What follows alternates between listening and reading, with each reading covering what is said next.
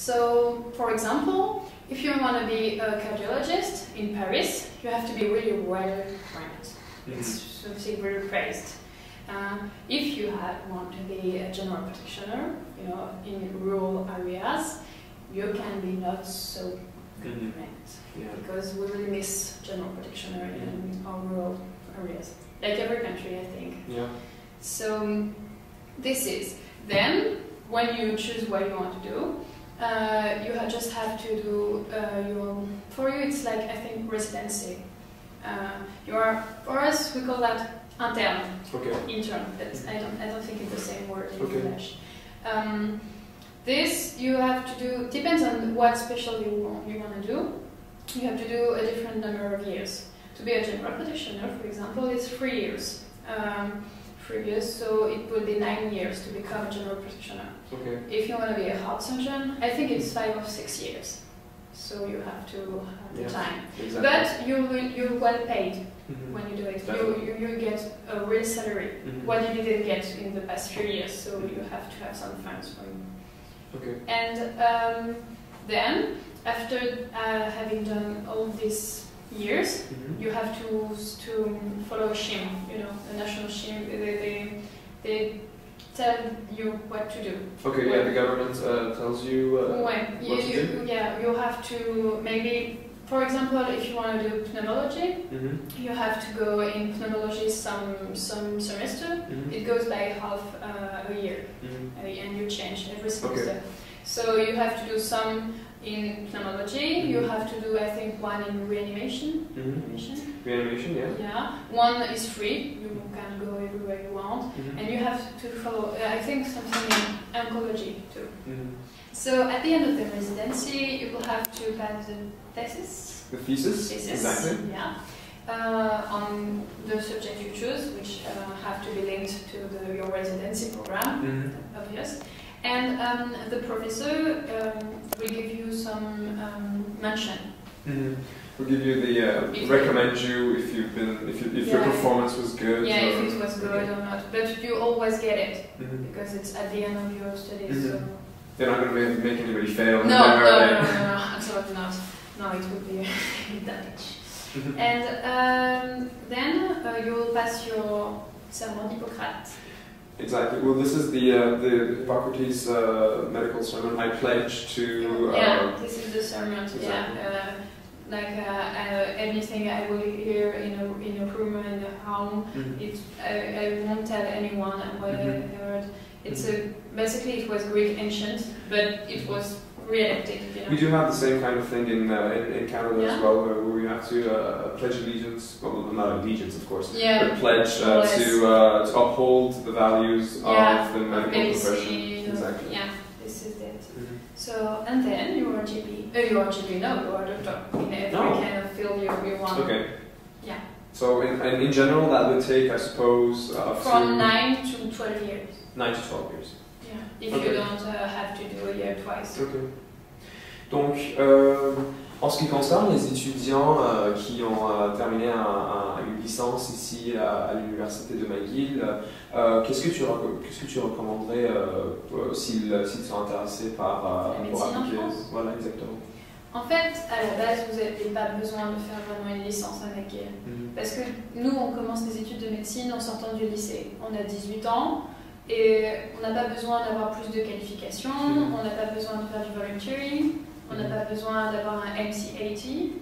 Pour nous, la faculté est gratuite plus ou moins. Les frais d'inscription sont 300 € maximum pour une année. Depends on you have a scholarship or not. Et donc, vous pouvez commencer la médecine en France à la sortie du lycée. Et, nous faisons un baccalauréat S.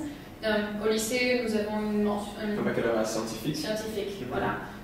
Je ne sais pas si au lycée... C'est filière scientifique dans le lycée, l'équivalent de cégep pour les Québécois, ou si on est en high school. En fait, il n'y a pas d'équivalent pour ça. Donc, avec plus d'options scientifiques, avec plus de biochimie, plus de biologie, plus de physique. et de mathématiques. Voilà. Donc on arrive en première année de médecine et c'est un concours, donc il faut juste avoir une capacité d'absorption pour beaucoup de choses et c'est beaucoup de choses par cœur. Les sciences fondamentales, basiquement c'est pour une sélection. Donc il y a la moitié des choses dont on ne se servira pas vraiment plus tard. C'est comme les grandes écoles, il faut vraiment ingurgiter beaucoup de choses et ensuite les redonner. Donc je pense que quelqu'un de Canadien peut faire ça aussi bien que quelqu'un de Français. Il n'y a pas de problème.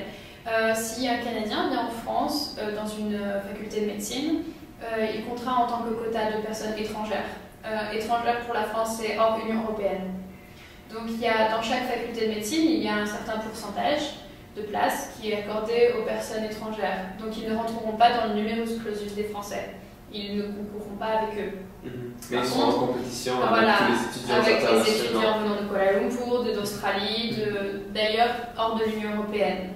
Donc pour eux, peut-être qu'il serait plus avantageux d'aller dans les cités universitaires où il n'y a pas beaucoup d'étudiants étrangers.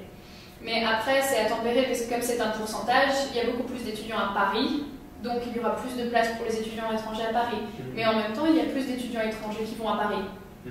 Donc il faut se renseigner sur ce qu'offre chaque faculté et ce que chaque faculté permet de faire et combien de places sont ouvertes, et ensuite ils peuvent y aller. D'accord. Donc par exemple, pour quelqu'un qui est en ce moment étudiant à l'université de McGill, est-ce qu'il peut appliquer directement avant d'avoir terminé sa licence? Je pense. Parce que pour nous n'avons pas besoin d'avoir d'autres qualifications avant de commencer. D'accord. Médecine est notre première et dernière qualification. Donc je pense qu'il n'y a pas de problème. D'accord. Mais évidemment, s'ils ont fait déjà un bachelor's degree, ils seront avantagés parce qu'ils auront fait beaucoup de sciences fondamentales, déjà peut-être de l'anatomie, des choses comme ça. Donc évidemment, ils seront même avantagés par rapport aux Français qui sortiront du lycée, ils auront plus de chances d'avoir le concours, je pense. Ouais, qui auraient découvert des passions qu'ils n'avaient pas auparavant, alors qu'en France, on sort directement du lycée et directement on va à l'université. So I recently heard that there is going to be a reform concerning the education system, the medical education system in France. I was wondering if you could elaborate more on that. Yeah, medicine is going to follow the European schema. It's going to follow the European scheme of educating aspiring doctors. Yeah, so it's going to be on the way on licence, master, doctorat, which means license. A bachelor, a master's, and a doctorate. So yeah, maybe 3 years, 2 years, and then 5 years. So before the medical before the system, they were outside of the bachelor, master, a PhD. Now they're going to go inside the system. So this is going to be. But right now there is just the first year because it's going to be new. So this is just one first year. This is a common year for pharmacy students, medical students, midwifery students, dental students. Dental students. Yeah, and some kinesitherapeuts. Physiotherapists, or I think it's physiotherapists or gynecologists. Yeah, depending if the faculty have some arrangements with the schools or not. In my city there is an arrangement, so we have chiropractic. Okay. So there is first semester. You have just tronc commun. Everybody is in the same group? Same group, yeah, with all the same disciplines. Okay. Yeah, and they have to choose some options, so medical option if they want to try medicine, pharmacy option if they want to try pharmacy and then. So the most options you take, the most work you will have to do. But you can, if you can't just go to medicine if you did the medical option. At the end of the year, you pass every exam. And so you are going to be ranked in medicine. So the common disciplines are going to be, there is going to be coefficient.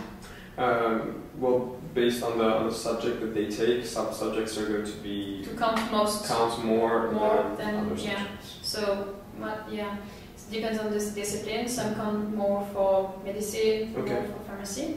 So I suppose chemistry is going to count more for pharmacy, whereas physiology and anatomy is going to count for. Exactly.